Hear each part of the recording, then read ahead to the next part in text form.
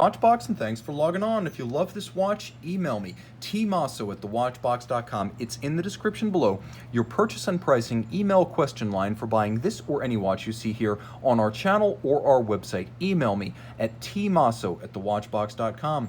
And today we're discussing a 2002 Patek Philippe 3940R-015, an unusual combination of broadsword hands and Roman numerals radially arrayed in a rose gold case with a bone white dial. Spectacular to see and easy to wear.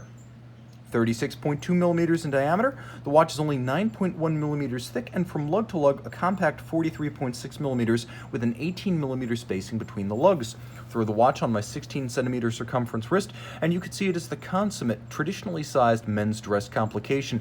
It'll fit a wrist as small as 13 centimeters in circumference, possibly even smaller. And as you can see, it's a great unisex option if you want a heavy hitter watch, but for example, you might be a lady who's not into quartz and diamonds. Wear this. The sizing is perfect, the proportions are gorgeous, it'll fit underneath any cuff, and it's a heavy hitter by any measure, a Patek Philippe Perpetual Calendar.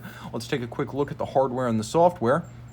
The strap is large rectangular scale alligator leather, gloss finish with a sheer-sided construction showing you the layers of construction, the layers of leather, a monotone stitch in brown, and as you can see, it features calfskin on its underside. It is in outstanding condition, and it's matched with a simple rose gold polished faceted Patek Philippe spade-style pin buckle.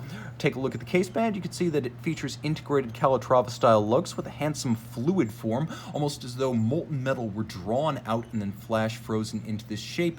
There's a step to the bezel that gives the watch a little bit of extra definition in profile, and that's pretty much all there is to say. It is a very simple, elegant, and organic form with a slightly recessed crown to minimize the horizontal aspect of the crown, taking it out of the aesthetic equation. You'll note that the dial is not silver white as is often seen in the watch industry. It is truly white, like chalk, bone, or the cliffs of Dover. You have a railroad or piano key style track outboard for the minutes, and then radially arrayed Roman numerals. You'll note that the hands, which are white gold and then blackened, are a lovely spade style or broadsword style. We have mono counters featuring the 24-hour cycle, so you know when not to set the perpetual calendar. You don't want to set it during the nighttime hours, so you have both the perpetual calendar day of the week and the 24-hour cycle at 9 o'clock.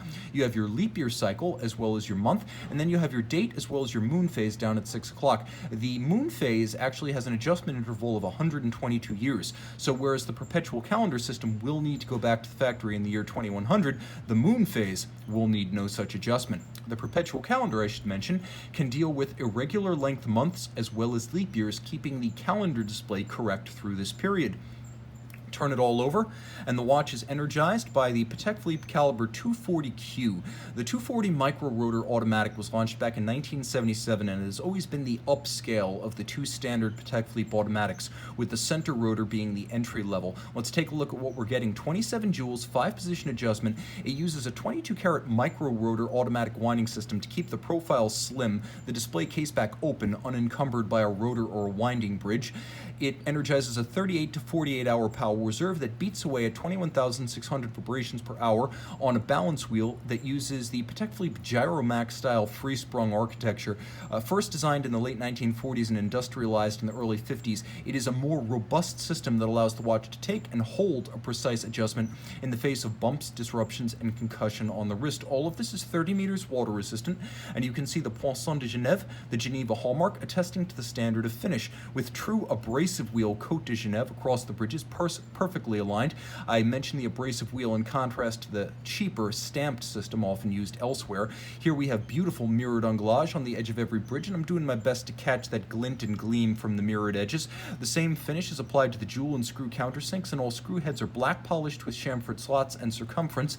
The pegs are polished, the locating pegs used to locate, for example, the balance cock, and then you have an engine-turned perlage on the base plate with a satination on all of the wheels. This is a handsome movement, immaculately hand-finished, a watch that is handmade inside and out with a signature Patek Philippe complication.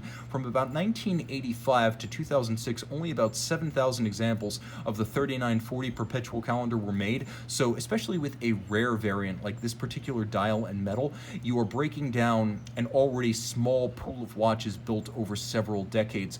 Rolex probably builds 7,000 watches in a good day at the office. Email email tmosso@thewatchbox.com for purchase and pricing details.